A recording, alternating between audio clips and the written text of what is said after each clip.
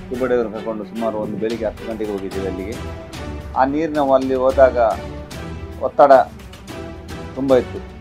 ಏನಾದರೂ ಒಂದು ಆ ವಯರ್ ಕಟ್ಟಾಗಿ ಕೆಳಗೆ ಬಿದ್ದರೆ ನಾವು ಚಾಸಿ ಅಡಿಗೆ ಹೋದಾಗ ತುಂಬ ಡೇಂಜರ್ ಆಗಿತ್ತು. ಇವತ್ತಿಗೆ ತುಂಬ ದಿನದಿಂದ ಅದು ಮೇಲ್ಗಡೆಯಿಂದ ತೂಗ್ತಾ ಇತ್ತು.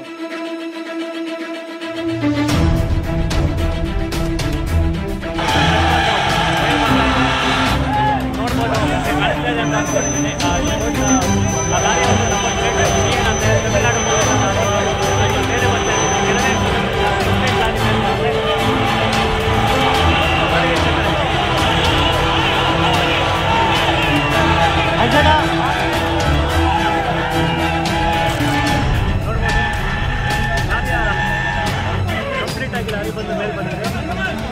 ಏನು ಕೇವಲ ಇನ್ನೊಂದು 30% ಲಾರಿ ಮಾತ್ರ ಎರಡೇ ಸಮಯಗಳಲ್ಲಿ ಲಾರಿ ಬಂದಿದೆ. ಯಾರು ಕೂಡ ಲೈವಿಂದ ಎಕ್ಸಿಟ್ ಆಗಬೇಡಿ. ಸೊ ಬೆಳಿಗ್ಗೆಯಿಂದ ನಮ್ಮ ಒಂದು ಈಶ್ವರ ಹೊಸಪೇಟೆ ತಂಡ ಜೊತೆಗೆ ಎಲ್ಲ ಈ ಕಾರ್ಯಾಚರಣೆಯಲ್ಲಿ ಯಾರೆಲ್ಲ ಭಾಗಿಯಾಗಿದ್ರು, ಸೊ ನಾವೆಲ್ಲ ಪಟ್ಟಂತ ಶ್ರಮ ಇವಾಗ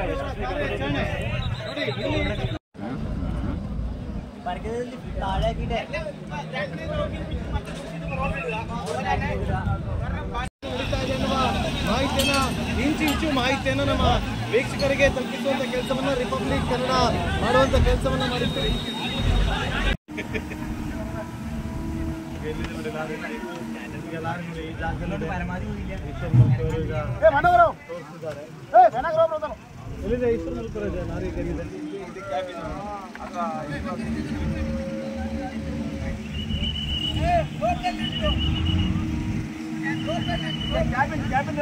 ಯಾವ್ದು ಬೇಕು?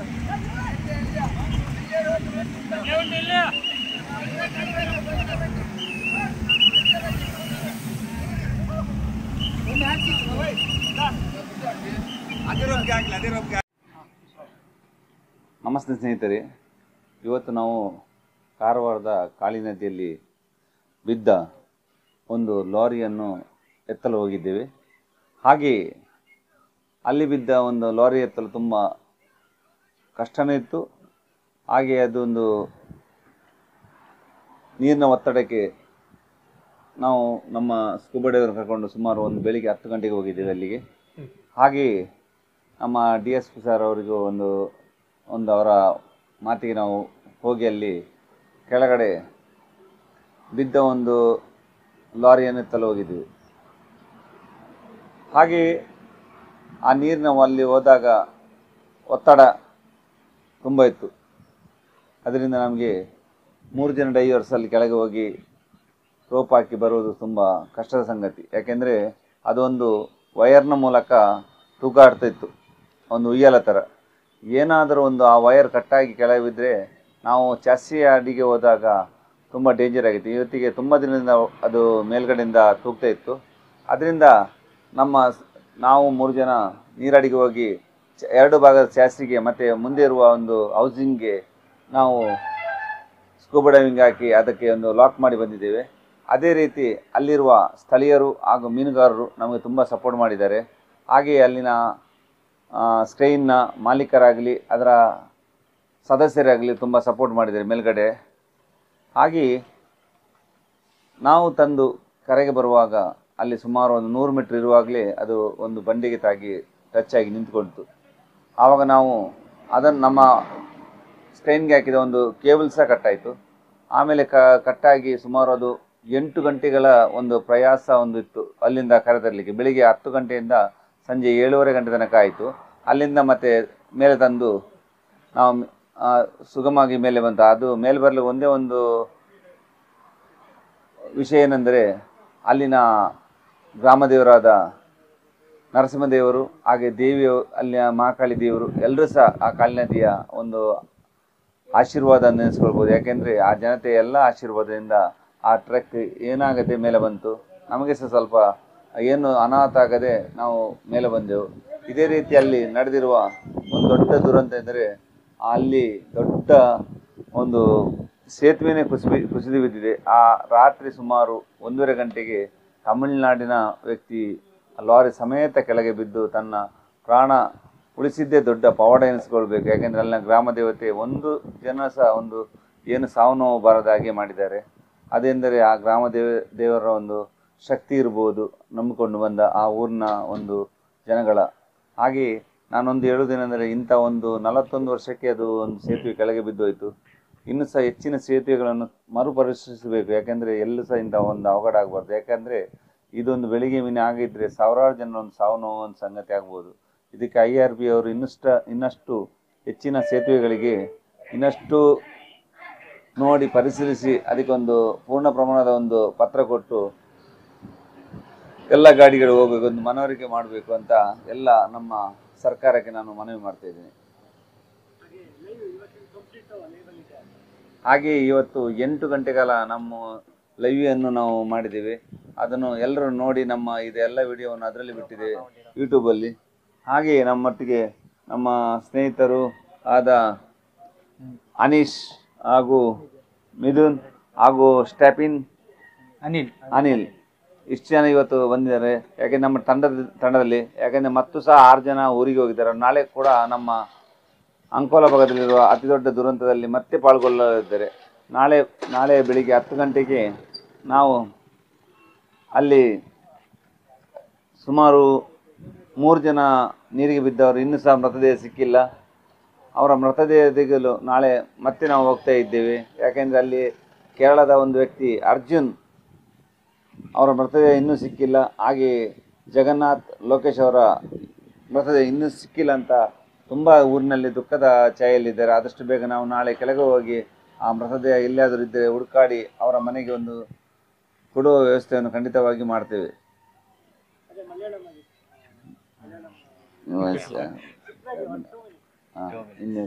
എല്ലാവർക്കും ഹാപ്പി ഇൻഡിപെൻഡൻസ് ഡേ. കേരളത്തിലെ ഞങ്ങളെ സ്നേഹിക്കുന്ന എല്ലാവർക്കും, ഈശ്വരനെ സ്നേഹിക്കുന്ന എല്ലാവർക്കും ഹാപ്പി ഇൻഡിപെൻഡൻസ് ഡേ ആണ്. ഇന്നത്തെ ദൗത്യം ഇവിടെ കാർവാറായിരുന്നു. ഒരു ലോറി റിക്കവർ ചെയ്യുക എന്നുള്ളത് ശ്രമകരമായ ദൗത്യമായിരുന്നു. അപ്പോൾ ഞങ്ങൾ ഈശ്വരൻ്റെ നേതൃത്വത്തിൽ അവിടെ പോവുകയും ഇൻസ്പെക്ഷൻ ചെയ്ത് ആവശ്യമായ ഇരുമ്പ് വടങ്ങളെല്ലാം ലോക്ക് ചെയ്ത് ഏകദേശം ഒരു 10 മണിയോട് കൂടി തുടങ്ങിയ ദൗത്യം ഇപ്പോൾ നമ്മളൊരു ഏകദേശം 8 മണിയോടുകൂടി നമ്മൾ അവസാനിപ്പിച്ചു.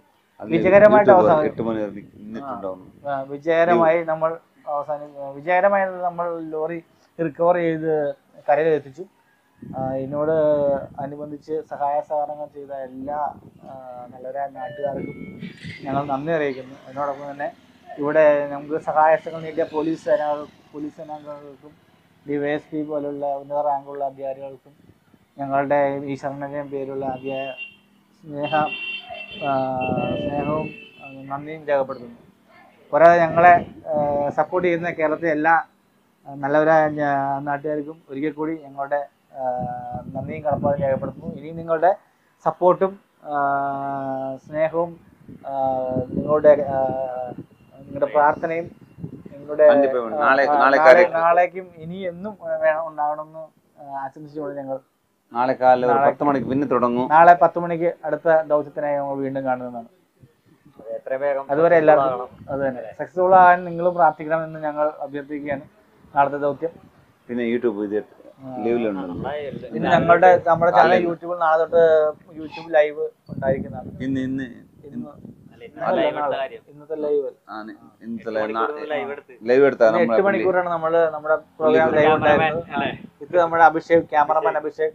പുള്ളിനെ നമുക്ക് കാണാൻ കഴിയില്ല. പുള്ളി 24 മണിക്കൂറും ക്യാമറയിലാണ്. എല്ലാം നമ്മുടെ സബ്സ്ക്രൈബും കാര്യങ്ങളും എല്ലാം പുള്ളിയാണ് നോക്കുന്നത്. സോ എല്ലാവരും സപ്പോർട്ട് ചെയ്യുക, സപ്പോർട്ട് ആൻഡ് ഷെയർ. നിങ്ങളുടെ വിലയേറെ അഭിപ്രായങ്ങൾ നമ്മളെ കമന്റ് ബോക്സിൽ അറിയിക്കുക. ഇത്രയേ ഉള്ളൂ. എല്ലാവർക്കും നന്ദി, നമസ്കാരം. ಹಾಗೆ ಇವತ್ತು ನಾವು ಒಂದು ಕಾರ್ಯಾಚರಣೆಯನ್ನು ನಮ್ಮ ಒಂದು 78ನೇ ವರ್ಷದ ಸ್ವಾತಂತ್ರ್ಯಾಚರಣೆಯ ಪ್ರಯುಕ್ತ ನಾವು ಇಲ್ಲೇ ನಾವು ಮಾಡಿದ್ದೇವೆ. ಯಾಕೆಂದರೆ ನಮಗೆ ಯಾವ ಸ್ವಾತಂತ್ರ್ಯ ನಮಗೆ ದಿನಲೂ ಸ್ವಾತಂತ್ರ್ಯ ಸಿಗ್ತದೆ. ಅದರಿಂದ ನಾವು ಜನಗಳಿಗೋಸ್ಕರ ಸೇವೆಯನ್ನು ದಿನಲೂ ಮಾಡಬೇಕು. ಅದಕ್ಕೆ ಸಹ ನಾವು ಇವತ್ತು ಯಾವುದೂ ರೆಸ್ಟ್ ತಗೊಳ್ಳದೆ ಇವತ್ತು ಕಾಳಿ ನದಿಗೆ, ಯಾಕೆಂದರೆ ನಮಗೆ SP ಸರ್ ಸಹ ಹೇಳಿದೆ ಇವತ್ತು ರಜೆ ಮಾಡಿ. ಯಾಕೆಂದರೆ ರಜೆ ಇರ್ತದಲ್ಲ ಅಂತ. ಆದರೆ ನಾನು ಹೇಳಿದೆ ಬೇಡ, ನಮ್ಮ ಕೆಲಸವನ್ನು ನಾವು ಮುಂದುವರಿಸ್ತೇವೆ ಅಂತ. ಆದಷ್ಟು ಇವತ್ತು ಬೆಳಿಗ್ಗೆ ಹೋಗಿ ನಾವು ಸಂಜೆ ತನಕ ಮುಗಿದಿದೆ. ನಾಳೆ ಸಹ ಬೆಳಿಗ್ಗೆ ನಾವು ಒಂದು 10 ಗಂಟೆಗೆ ಶುರುವಾಗ್ತದೆ. ನಮ್ಮ ಕೋಲಾರದಲ್ಲಿ ಆ ಗುಡ್ಡ ಕುಸಿತದಲ್ಲಿ ದುರಂತದಲ್ಲಿ 11 ಜನ ಮೃತಪಟ್ಟಿದ್ದಾರೆ. 8 ಜನರ ಮೃತದೇಹ ಸಿಕ್ಕಿದೆ. ಇನ್ನೂ ಸಹ 3 ಜನರ ಮೃತದೇಹ ಸಿಗಬೇಕು. ಅವರ ಒಂದು ಕಾರ್ಯಾಚರಣೆಗೆ ನಾವು ನಮ್ಮ ಕೇಂದ್ರ ಬಿಂದು ಆಗಿ ಅಲ್ಲಿ ಹುಡುಕಾಡ್ತೇವೆ ನಾಳೆ ಸಹ. ಹಾಗೆಯೇ ನಾಳೆ ಎಲ್ಲ ವಿಡಿಯೋವನ್ನು ನಮ್ಮ ಈಶ್ವರ್ ಮಲ್ಪೆ ಯೂಟ್ಯೂಬ್ ಚಾನಲ್ ಬರ್ತಾ ಇದೆ. ಇವತ್ತು ಸಹ 8 ಗಂಟೆಗಳ ಕಾಲ ನಮ್ಮ ಅಭಿಷೇಕ್ ಅವರಿಗೆ ನಾವು ಹೃದಯಪೂರ್ವಕ ಧನ್ಯವಾದಗಳನ್ನು ತಿಳಿಸಬೇಕು. ಯಾಕೆಂದರೆ 8 ಗಂಟೆಗಳ ಲೀವ್ ಪ್ರೋಗ್ರಾಮನ್ನು ತಮ್ಮ ಒಂದೇ ಕೈಯಲ್ಲಿ ಇಟ್ಕೊಂಡು ಸುತ್ತ ಎಲ್ಲ ಇಡ್ತಾ ಇದ್ದಾರೆ. ಯಾಕೆಂದರೆ 360 ಡಿಗ್ರಿಯಲ್ಲಿ ಎಲ್ಲರಿಗೆ ನಮ್ಮ ಕರ್ನಾಟಕದ ಜನತೆಗೆ ಹಾಗೂ ಕೇರಳದ ಜನತೆಗೆ ತೋರಿಸ್ತಾ ಇದ್ದಾರೆ. ಅವರಿಗೆ ಹೃದಯಪೂರ್ವಕ ಕೃತಜ್ಞತೆ ಸಲ್ಲಿಸ್ತಿದ್ದೇನೆ. ಯಾಕೆಂದರೆ ಇಲ್ಲಿ ಎಷ್ಟು ಕಷ್ಟ ಇದೆ, ಎಷ್ಟು ನೀರು ಆಳದಲ್ಲಿ ನಾವು ಡೈ ಮಾಡಿದರೆ ಮೇಲೆ ಬರ್ತೇವೆ ಅಂತ ಒಂದೊಂದು ಸಲ ಗ್ಯಾರಂಟಿ ಇಲ್ಲ. ಯಾಕೆಂದರೆ ಅಡಿಭಾಗದಲ್ಲಿರುವ ಮೇಲ್ಭಾಗದಲ್ಲಿರುವ ವಯರ್ ಪೂರ ಕೆಳಭಾಗದಲ್ಲಿ ಇರ್ತದೆ. ಅದಲ್ಲದೆ ಆ ಕಂಬಿಗೆ ಒಂದು ವೇಳೆ ಆ ಲಾರಿ ಕುಸಿದು ಕೆಳಗೆ ಬಿದ್ದುಬಿಟ್ರೆ ಅಡಿಭಾಗಕ್ಕೆ ಸಿಗುವ ಸಂಭವವೂ ಇರ್ತದೆ. ನಮ್ಮ ಪ್ರಾಣದ ಅಂಗು ತೆರೆದು ಕೆಳಗೆ ಹೋಗುವುದೆಂದರೆ ನಮಗೆ ಹೆಸರು ಬರಬೇಕಂತಲ್ಲ, ಅಲ್ಲಿರುವ ಒಂದು ವಸ್ತು ಅಂದರೆ ಆ ಒಂದು ಗಾಡಿ ಮೇಲೆ ಹಾಕಿದರೆ ತುಂಬ ಅದರ ಇವರಿಗೆ ಯಜಮಾನಿಗೆ ಸಹ ಅದರ ಇನ್ಸೂರೆನ್ಸ್ ಸಿಗ್ಬೋದು. ಮತ್ತು ನಾವೊಂದು ನಮಗೆ ಒಂದು ಕೆಲಸ ಕೊಟ್ಟಿದ ಮೇಲೆ ಅದನ್ನು ನಾವು ಕುಲಂಶಕವಾಗಿ ಮಾಡುವ ಒಂದು ಕೆಲಸವನ್ನು ನಾವು ಮಾಡ್ತೇವೆ. ಅದರಿಂದ ನಾವು ಆ ಕೆಲಸ ಮಾಡ್ತೇವೆ. ಅದೇ ರೀತಿ ಇಲ್ಲಿ ಮೃತದೇಹ ತೆಗೆಯುವಾಗೂ ಅಷ್ಟೇ ನಮಗೆ ಬೇಕಂತ ನಾವು ಮಾಡೋದಲ್ಲ. ಯಾಕೆಂದರೆ ಅಲ್ಲಿರುವ ಒಂದು ಮೃತದೇಹದ ಮನೆಯವರು ತುಂಬ ಅಳ್ತಾ ಇರ್ತಾರೆ. ಯಾಕೆಂದರೆ ಆ ಮೃತದೇಹ ಸಿಗದೆ ಇವತ್ತಿಗೆ 30 ದಿನ ಆಗಿದೆ. ಅವರು ದುಃಖದಲ್ಲಿರ್ತಾರೆ. ಆ ದುಃಖದಲ್ಲಿ ಸಹಿಸಿಕೊಳ್ಳೋ ಶಕ್ತಿ ಆ ದೇವರು ಕೊಡಲಿ ಎಂದು ನಾವು ಪ್ರಾರ್ಥಿಸ್ತೇವೆ. ಅದೇ ರೀತಿ ಅದಕ್ಕೊಂದು ಸದ್ಗತಿ ಆಗಲಿ ಅಂತ ನಾವು ನಮ್ಮೆಲ್ಲರ ಟೀಮ್ನವರು ಬರ್ತಾರೆ. ನಾಳೆ ಸಹ ಮತ್ತೆ 4 ಜನ ನಮ್ಮ ಟೀಮ್ನವರು ಊರಿಗೆ ಹೋಗಿದ್ದಾರೆ, ಬರ್ತಾ ಇದ್ದಾರೆ. ಬುರಾನ್ ಅವರು, ಹಾಗೆ ಶಬೀರು, ಹಾಗೆ ಬಿಲಾಲು, ಹಾಗೆ ರಕ್ಷಿತ್ ಹಾಗೂ ಮುಸ್ತಾಕ್ ಅವರೆಲ್ಲ ಊರಲ್ಲಿದ್ದಾರೆ. ಇವತ್ತು ಮತ್ತೆ ಬರ್ತಾ ಇದ್ದಾರೆ. ಹಾಗೆ ನಮ್ಮ ಸ್ನೇಹಿತನಾದ ಬುರಾನ್ ಅವರೊಂದು ನಿನ್ನೆ ಒಂದು ರೋಡಲ್ಲಿ ಆಕ್ಸಿಡೆಂಟ್ ಆದಾಗ ತಾನೊಂದು ಚಲಿಸುತ್ತಿದ್ದ ದೊಡ್ಡ ಬಸ್ಸು, ಟೂರಿಸ್ಟ್ ಬಸ್ಸನ್ನು ಯಾರೋ ಆ ವ್ಯಕ್ತಿ ಬಿದ್ದಜ ಅವರನ್ನು ವಿಚಾರಿಸದಿದ್ದಾಗ ತಮ್ಮ ಬಸ್ಸಲ್ಲಿ ಎತ್ಕೊಂಡು ಹೋಗಿ ಸೀದಾ ಹೋಗಿ ಆ ಬಸ್ಸನ್ನು ಸಮೇತವಾಗಿ ಕರ್ಕೊಂಡು ಸೀದಾ ಉಡುಪಿ ಜಿಲ್ಲಾಸ್ಪತ್ರೆ ಒಳಗಡೆ ಹೋಗಿ ಚಿಕಿತ್ಸೆ ಕೊಡಿಸ್ತಾರೆ. ಆ ನಮ್ಮ ಟೀಮ್ನ ಸದಸ್ಯನಾದ ಬುರ್ಹಾನ್ ಅವರಿಗೂ ನಾನು ಹೃದಯಪೂರ್ವಕ ಕೃತಜ್ಞತೆ ಸಲ್ಲಿಸ್ತಾ ಇದ್ದೇನೆ. ಯಾಕೆಂದರೆ ನಾವು ಈ ಭಾಗದಲ್ಲಿ ಕೆಲಸ ಮಾಡುವಾಗ ಅವರು ಆ ಭಾಗದಲ್ಲಿ ಮಾಡ್ತಾ ಇದ್ದಾರೆ. ಅವರಿಗೆ ದೇವರು ಇನ್ನಷ್ಟು ಒಳ್ಳೇದು ಮಾಡಲಿ ಅಂತ ನಾನು ಪ್ರಾರ್ಥಿಸ್ತಾ ಇದ್ದೀನಿ.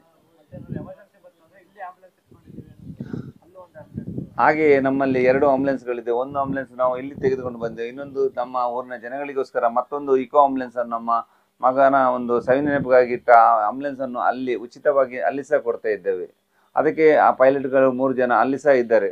ಇಷ್ಟರ ತನಕ ನೋಡಿದ ಎಲ್ಲ ನನ್ನ ಪ್ರೀತಿಯ ಅಭಿಮಾನಿಗಳಿಗೆ ಹಾಗೂ ನನ್ನ ಎಲ್ಲ ಸ್ನೇಹಿತರಿಗೆ ನಾನು ಹೃದಯಪೂರ್ವಕವಾಗಿ ವಂದಿಸ್ತಾ ಇದ್ದೀನಿ. ನಮಸ್ಕಾರ.